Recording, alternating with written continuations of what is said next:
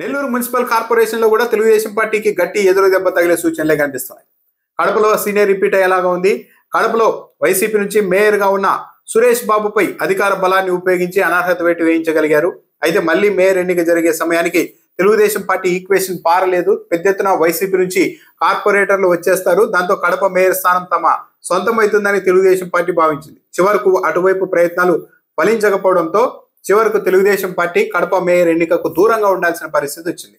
ఇప్పుడు Nellore municipal corporation mayor పైన కూడా తెలుగుదేశం పార్టీ అవిశ్వాస తీర్మానం పెట్టింది. ఈ నెల 18వ తేదీన ఎన్నిక జరగనుంది. అయితే ఇక్కడ కూడా తెలుగుదేశం పార్టీ బొక్క బోర్లా పడే సూచనలు కనిపిస్తున్నాయి. మొత్తం 53 మంది కార్పొరేటర్లు ఉన్న నెల్లూరులో గత ఎన్నికల్లో మొత్తం వైఎస్ఆర్ కాంగ్రెస్ పార్టీ స్వీప్ చేసింది. అయితే తెలుగుదేశం పార్టీ అధికారంలోకి వచ్చిన తర్వాత పెద్ద ఎత్తున వైఎస్ఆర్ కాంగ్రెస్ పార్టీ నుంచి కార్పొరేటర్లను అందరినీ లాగేశారు.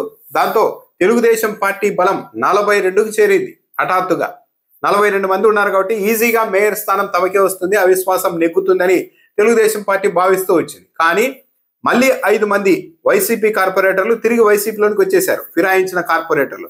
దాంతో తెలుగుదేశం పార్టీ బలం 37కు పడిపోయింది. మేయర్ మీద అవిశ్వాస తీర్మానం నెగ్గాలి అంటే కనీసం 38 మంది కార్పొరేటర్లు అవిశ్వాస తీర్మానానికి మద్దతుగా ఓటేయాలి. కానీ ఇప్పటికే 5 మంది వెనక్కు వచ్చేయడంతో తెలుగుదేశం పార్టీ వైపు ఉన్న బలం 37కు పడిపోయింది. ఇదే కాదు, ఇంకో 9 మంది కార్పొరేటర్లు కూడా తిరిగి వైసీపీలోనికి వచ్చేందుకు ప్రయత్నాలు చేస్తూ ఉన్నారు. వీళ్ళు వైసీపీ నాయకులతో మంత్రాలు జరుపుతున్నారు. వీరిలో నెల్లూరు రూరల్ నుంచి 5గురు, నెల్లూరు నగర పరిధిలో 4గురు, మొత్తం 9 మంది కార్పొరేటర్లు మళ్ళీ వైసీపీ వైపు వచ్చేందుకు సిద్ధమయ్యారు. ఈ నేపథ్యంలోనే తెలుగుదేశం పార్టీ తన పరువును నిలబెట్టుకునేందుకు మళ్ళీ పోలీస్ బలాన్ని ప్రయోగించడం మొదలుపెట్టింది. నిన్న 5 మంది కార్పొరేటర్లు వైఎస్ జగన్మోహన్ రెడ్డిని తాడేపల్లిలో కలిసి వైసీపీలో చేరారు. మళ్ళీ రిటర్న్ వచ్చారు అంతే వాళ్ళు. ఆ వెంటనే అక్కడికి పోలీసులు వెళ్ళిపోయి ఒక కార్పొరేటర్ని తీసుకెళ్లిపారు ఒక కేసులో. మరో కార్పొరేటర్కి సంబంధించిన కుమారుడిని కూడా పోలీసులు తీసుకెళ్లిపారు. దీనిపైనే వైఎస్ఆర్ కాంగ్రెస్ పార్టీ పెద్ద ఎత్తున ఆందోళన చేస్తోంది.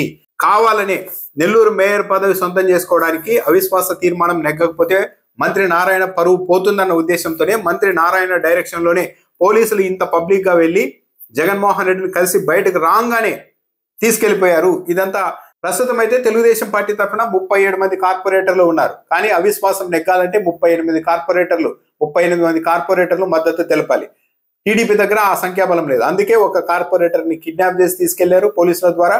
మరో కార్పొరేటర్ కుమారుడిని కూడా ఎత్తుకెళ్లారని చెప్తున్నారు. ఇక మిగిలిన 9 మంది మళ్ళీ వైసీపీ వైపు వెళ్లేందుకు సిద్ధంగా ఉండడంతో వాళ్ళందరినీ క్యాంపుకు తరలించే ప్రయత్నాల్లో కూడా తెలుగుదేశం పార్టీ నిమగ్నమైంది. ఈ మొత్తం వ్యవహారాన్ని మంత్రి నారాయణ పర్యవేక్షిస్తూ ఉన్నారు.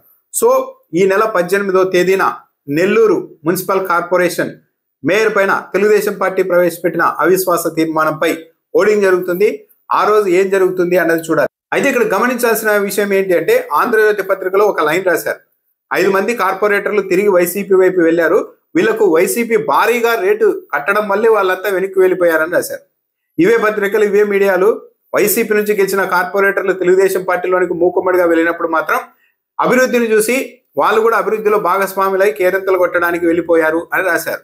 ఇప్పుడు ఏమీ లేదు అని 18 నెలల తర్వాత తెలుసుకొని మళ్ళీ వాళ్ళు రిటర్న్ వెళ్తూ ఉంటే ఇప్పుడు మాత్రం వైసీపీ భారీగా డబ్బులు ఇచ్చి కొనుగోలు చేసింది అని అంటున్నారు. అంటే తెలుగుదేశం పార్టీ వైపు వస్తే అభివృద్ధిని చూసి, నీతి నిజాయితీలను చూసి వచ్చినట్టు. అదే తాము గెలిచిన పార్టీకి మళ్ళీ వెళ్ళిపోతే మాత్రం అమ్ముడు పోయినట్టు. ఇది ఈరోజు తెలుగుదేశం పార్టీ మీడియా లైన్.